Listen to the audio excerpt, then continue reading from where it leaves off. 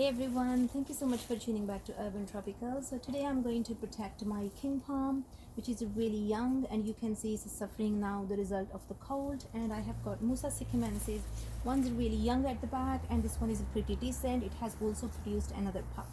So because these three plants are together, I am just going to use options I have is really fleece, or I can use the bubble wrap.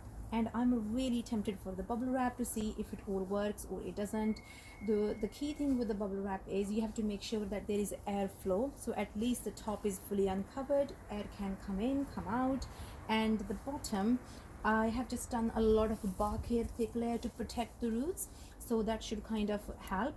And in terms of why I'm protecting Musa sikkimensis, so last year, year before last winter, I lost it to the winter, and normally I don't protect my musas because they are root hardy, but because it was so young, it just died all the way to the root.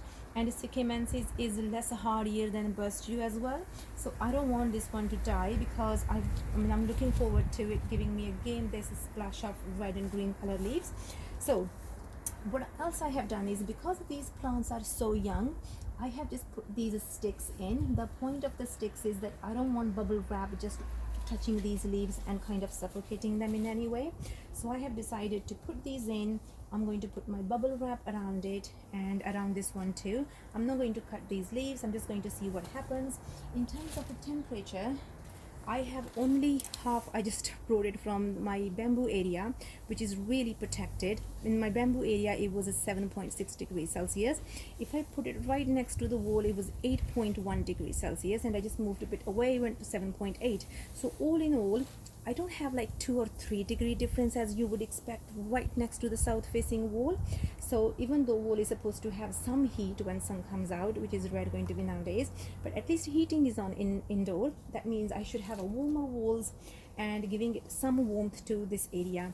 But it's went to 8.1 again, so it's really half a degree difference between in my area of the garden, which is sheltered with the plants, versus a house wall which is supposed to be really warm. But let's see how the winter goes. In terms of bubble wrap, I have not bought any specific one. This is just came as a part of the packaging, so rather than throwing it away, I am just going to use it to wrap up my plants. And it's blue. I can still see my hand, so some light will still go through. And let's just get going.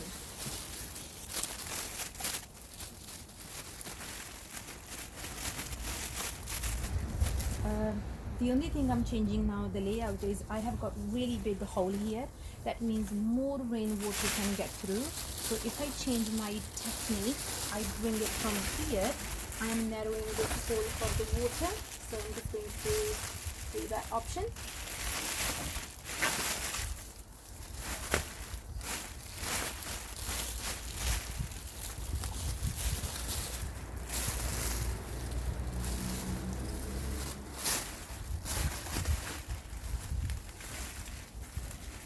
It looks really nice tucked in, and these leaves are going to protect as well, because these leaves are evergreen kind of. Yeah, they are, and they're not going to die. That means I have got some protection with this. And now I'm just going to use this so that it doesn't move around, and I can go a bit tighter as well because I have got thick stem here which is stronger, and then I have got sticks on the sides, and I'm just going to tie it up.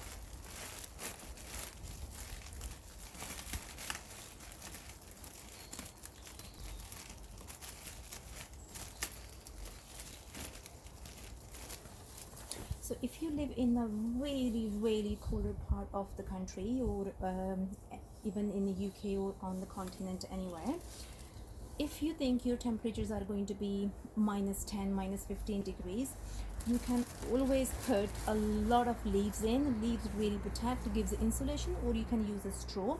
So some people, they make it into a cage and they fill it up with a lot of stuff to insulate the plant, especially musas, and that kind of protects it. Because I don't live in those harsh winters, I don't even actually protect my Musa burstju, but I'm just going to do this one because I don't want to repeat my last year's mistake. And I really hope that this one keeps it together. Just to think, if the weather hits bad, which is going to be in 2 days, all these leaves going to die and this will become a lucent. So I'm just going to tie them to the sticks here so that even the wind comes in, it will not blow away with the wind and it will not move.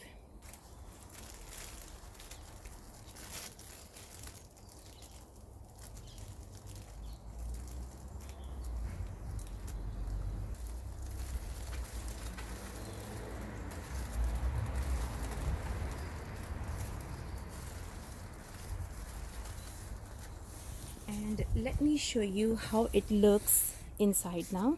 Okay, so this leaf kind of I snapped it, but I'm okay about that. I'm just going to cut this one off right now because it's going to die anyway.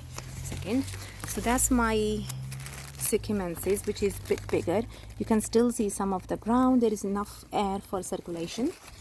And this one is a tightly packed king palm, and on the side is here. It's a I can't even show you. So this one is king palm right here, and if I go under, you can see the banana right there. You can see it. So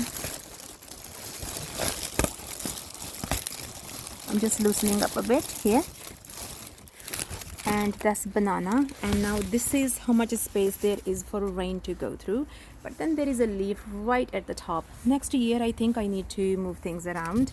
My planning hasn't been great, to be honest.